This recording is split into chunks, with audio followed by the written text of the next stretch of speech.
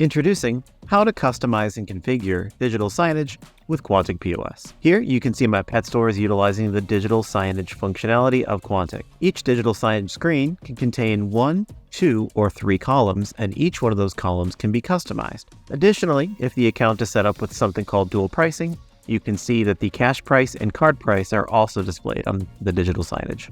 With that being said, let's go ahead and jump into digital signage and take a look at how to customize it yourself. First, we want to go into the back office portal and navigate to the App Store. Then from the App Store, we'll want to go to Digital Signage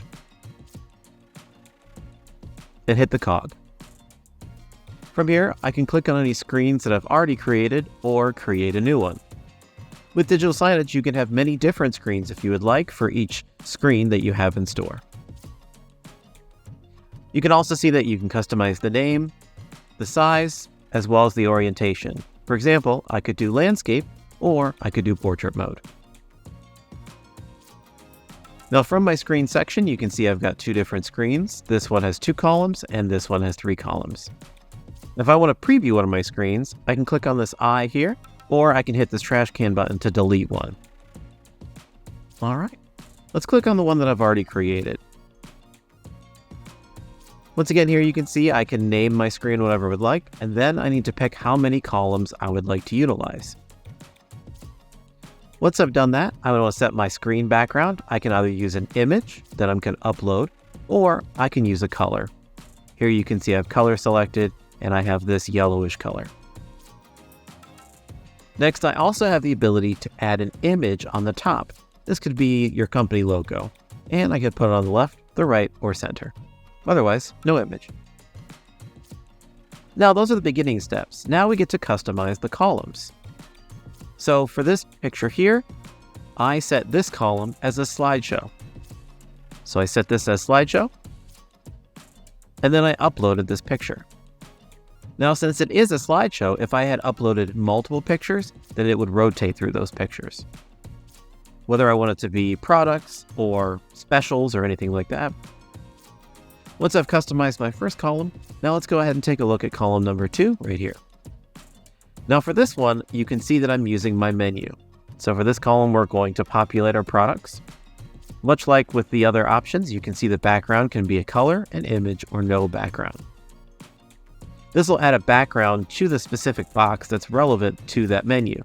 For example, here in cat accessories, if I picked a background, then it wouldn't be this tan yellow color. It would be whatever color I select.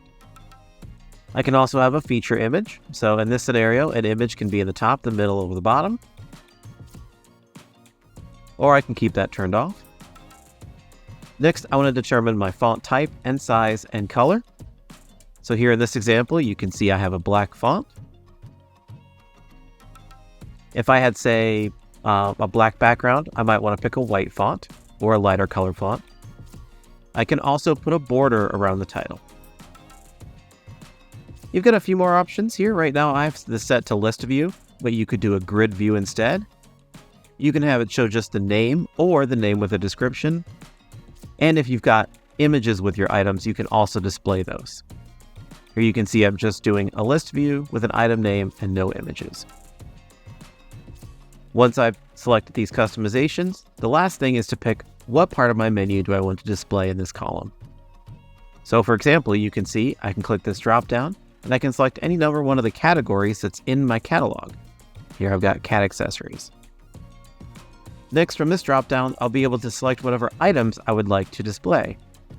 Now there is a max based on some of the settings that you've created up here. For example, my list view, I can do a max of 25 items, whereas if I do a grid view, the max I can do is 15 items. And then if I wanted to add additional categories, I could do that. Click Add New Category, and then add more along the list. And then lastly, here you can see column number 3 once again as a digital menu, and I used the same customizations as the previous column, but I switched to different category.